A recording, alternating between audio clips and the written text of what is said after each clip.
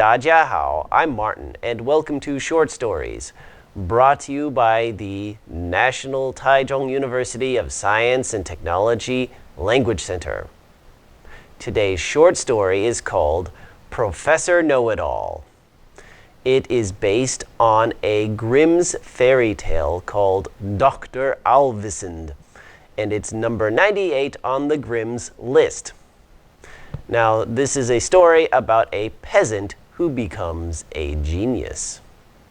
Before I read the story, I will read the vocabulary and vocabulary example sentences.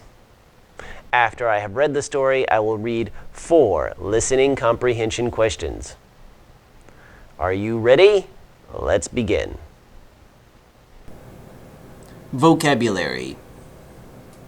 Produce. Produce. You can find carrots in the produce section of the supermarket. Dejected. Dejected. He looked dejected after he lost the competition. Take pity on someone. Take pity on someone. We took pity on some cats standing in the rain and took them home. Appetizer. Appetizer. We ordered onion rings as an appetizer. Salivate. Salivate. The smell of the juicy bone made the dog salivate. Spectacles. Spectacles.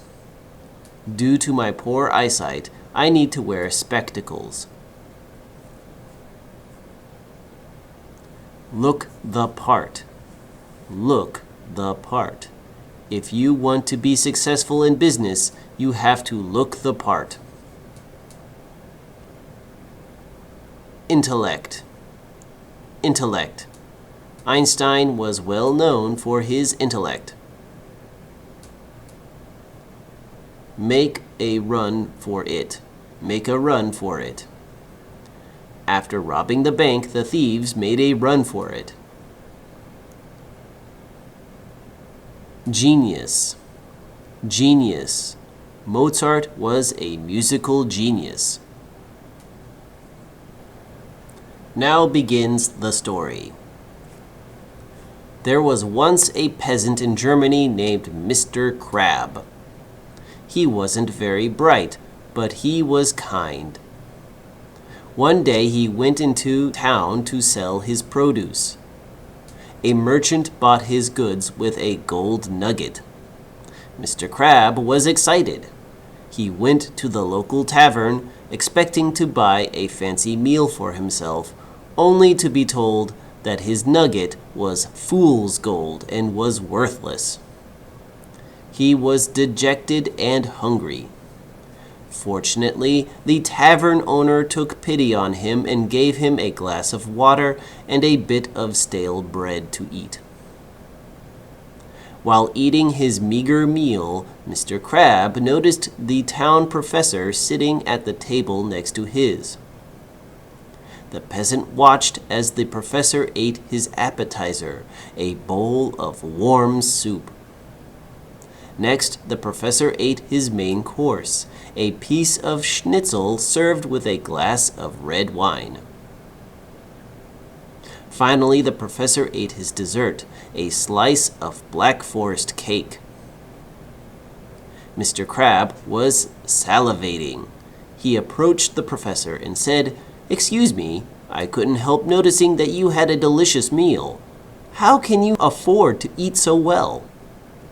The professor replied, "It's simple. Just make everyone think you're a professor, and they will pay you handsomely for your services."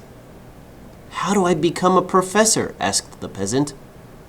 The professor advised him to buy 3 things: a professor's cap, a pair of spectacles, and a notebook. "But I can't read or write," said the humble Mr. Crab.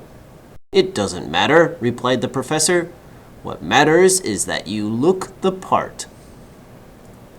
The next week, Mr. Crab returned to town, determined to become a professor.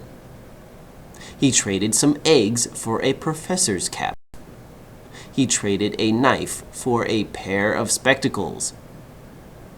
Finally, he traded a candle for a notebook.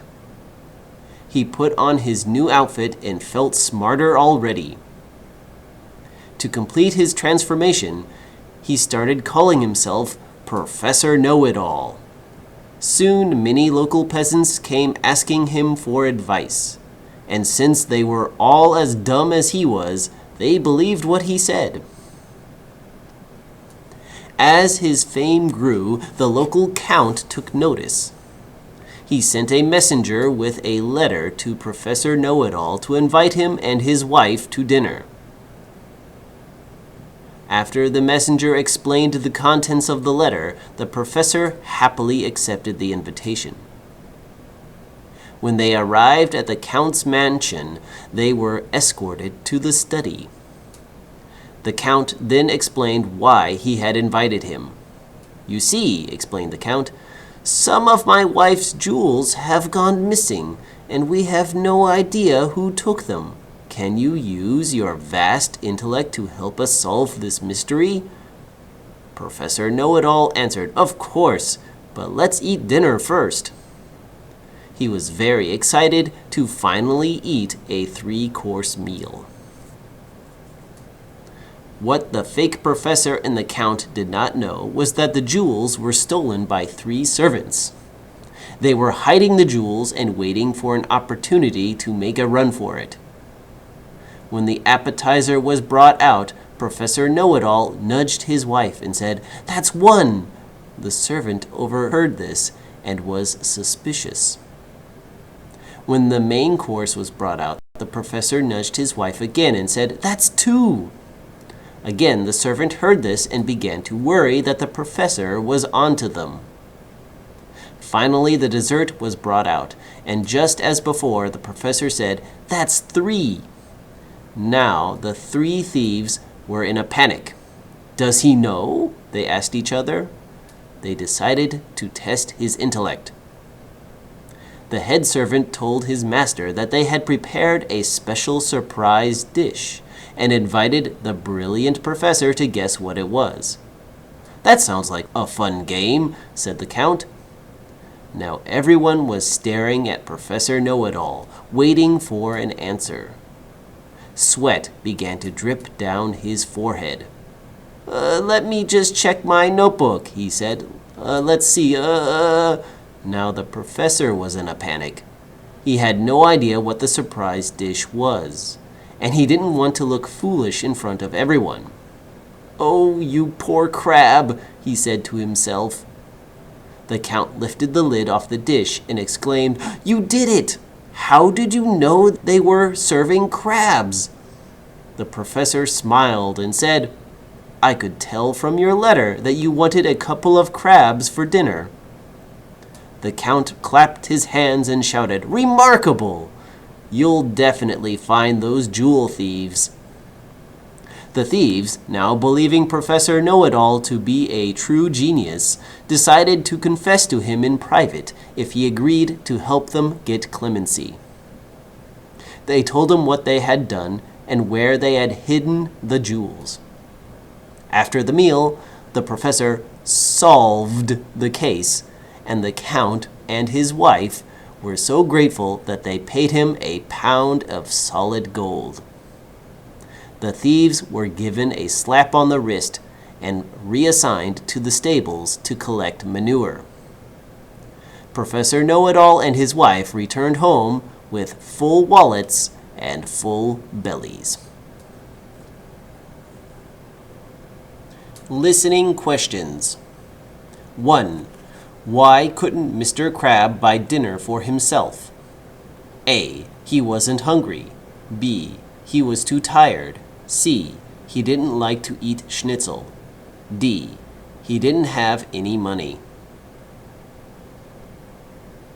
The answer is D. He didn't have any money because the merchant who paid him with fake gold.